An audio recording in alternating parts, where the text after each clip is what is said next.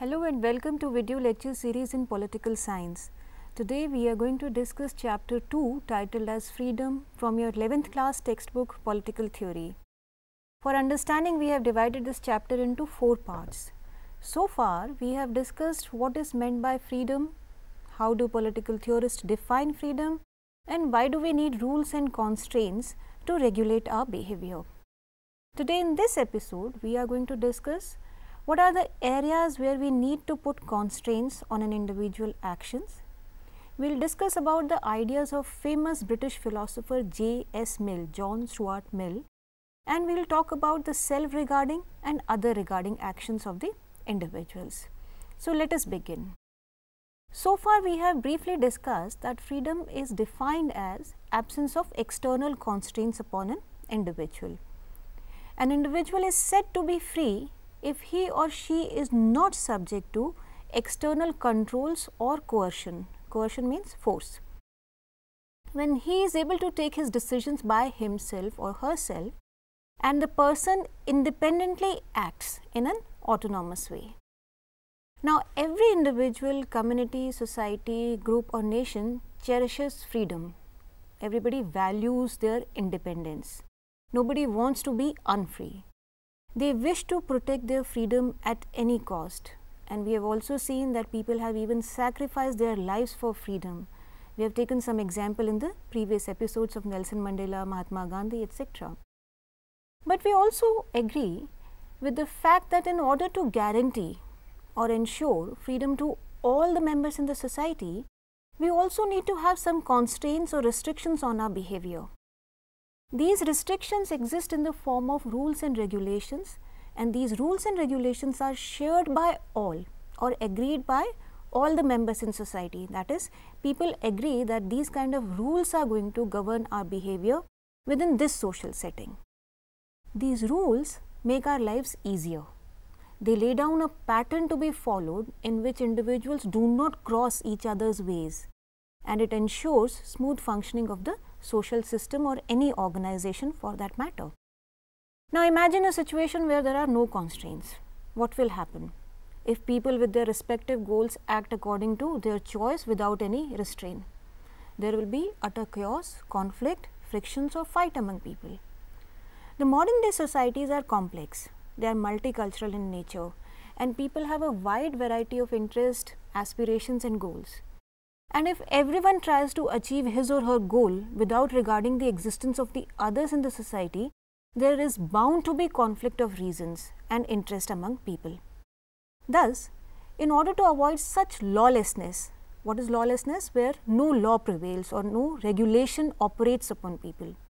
So, to avoid such lawlessness to prevail or come about, we lay down certain basic rules, certain basic minimum rules or principles that must be followed by members of any given society.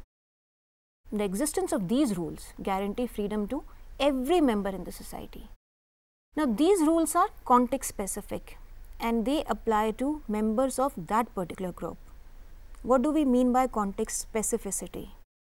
It means that as members of any social group, say for example caste, professional organization, community, religion or association etc., you are bound by the membership rules of that group. That is, you follow whatever rules are being laid down for members of that particular community. These rules and regulations imposed upon the so-called freedom of the individual to act according to his choice also free the other individuals from insecurity that may come as a result of everyone's free choice. Political theorists or political scientists debate about freedom, and they focus on trying to evolve principles through which we can differentiate between socially necessary constraints, rules and regulation, and actions that actually require curtailing our freedom. They also discuss about how social and economic structures limit freedom of individuals. There can be number of actors and factors that try to impose certain restrictions on the freedom of individuals. Now the question is, how much restraint or control is justified? To answer this question, we need to address some issue of limits of competence, that is, who can impose constraints upon you, and the consequence of the imposition of these restraints. So, competence means who can, and then what will be the result or effect of the imposition of restraint. There is a need for a rationally grounded principle which governs how a society deals with its individuals or with its members. There is one very simple principle called as harm principle. John Stuart Mill, a British philosopher, articulated the harm principle in his famous work called as On Liberty. What do we mean by harm principle? Let us understand harm principle by looking at this statement. Now, understand this simply. The harm principle entails that the sole end for which mankind are warranted, individually or collectively, in interfering with the liberty of action of any of their number is self-protection. Let us understand it in greater detail. It means that the only purpose for which power can be rightfully exercised over any member of a civilized community against his will is to prevent harm to other members in the society. His own good, that is the individual's own good, either physical or moral, is not a sufficient warrant. Warrant here means a reason for which he is trying to put constraints on other individuals. He cannot be rightfully be compelled to do so or forbear because it will be better for him to do so, because it will make him happier, because in opinion of others to do so would be wise or even right. There are good reasons for remonstrating with him or reasoning with him or persuading the individual, entreat him, but not for compelling him or visiting him any evil in case he does otherwise.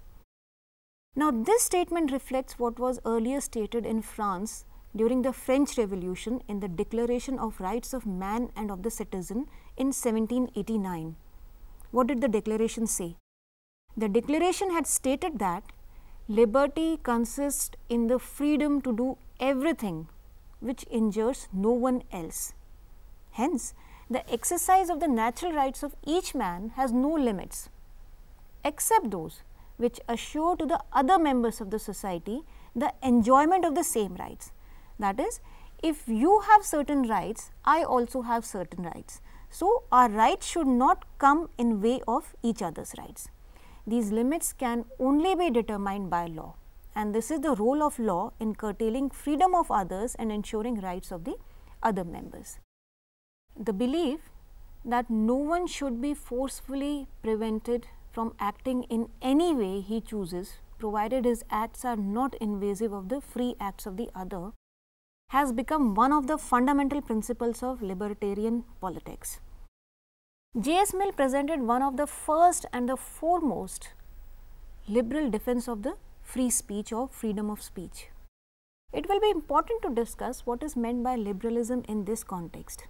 Let us understand what is meant by liberalism here. Have you ever thought, when you compare your parents with the parents of your friend and you say that my parents are conservative and his parents are very liberal? What do you mean by that liberal in that context? The term liberal can be used in a wide variety of ways and in wide variety of context. You may see some teachers in your school being very strict and some being liberal. You compare your parents with your grandparents and you say your grandparents are more liberal than your parents. In general sense, liberal means someone who gives you freedom to pursue your choice. That is, you are allowed to do or act according to your choice. As a political ideology, liberalism upholds tolerance as a value. Liberalism espouses tolerance or supports or advocates tolerance. As a political doctrine, liberalism takes protecting and enhancing the freedom of the individual to be the central problem of the politics. That is, politics should strive to protect and enhance freedom of individuals. Liberals typically believe that government is necessary to protect individuals from being harmed by other members in the society. Liberals have often defended the right of a person to hold and express his opinion and beliefs, even if they themselves disagree with these beliefs. But liberalism is also something more than just tolerance or tolerance as a value. And also remember that liberalism is not the only modern ideology that supports tolerance. It is interesting to note the words of famous philosopher Thomas Paine, who calls government as a necessary evil. Paine says that government itself can become or pose a threat to the liberty of individuals. The problem is, or the issue is, to devise a system that gives government the power necessary to protect individual liberty. But it is also important that to develop a system that also prevents those who govern from abusing that power. So, the governors or those in power should not abuse their power, but they should guarantee minimum protection to everyone. That is why government is necessary, but it can also be a necessary evil at times.